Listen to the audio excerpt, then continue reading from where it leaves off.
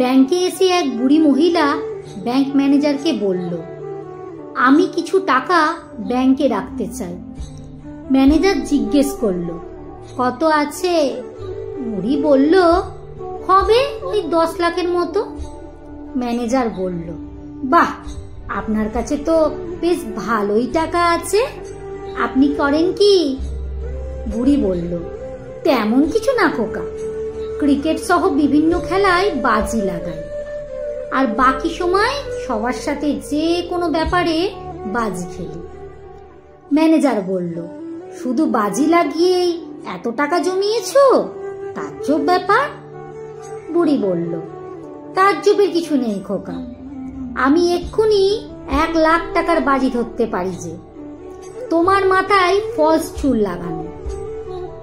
Manager হাসতে হাসতে বলল, না দিদা, আমি এখনো যথেষ্ট যুবক, আর আমার মাথায় ফলস চুল লাগানো নেই। বুড়ি, তাহলে লাগাবে কি বাজি? ম্যানেজার মনে মনে ভাবল, এ বুড়ি পাগল হয়ে গেছে মনে হচ্ছে। যাই হোক, 1 লাখ টাকা ফ্রিতে কামানো যাচ্ছে তো এত ভেবে লাভ কি? ম্যানেজার রাজি হয়ে গেল।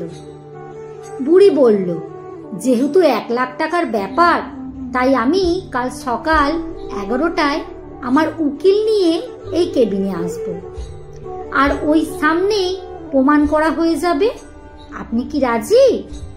ম্যানেজার বলল, ঠিক আছে, আমি রাজি। ম্যানেজার রাতে ঘুম আসলো না, সারা রাত ওই বুড়ি আর ওই 1 লাখ টাকার কথা ভাবতে থাকে।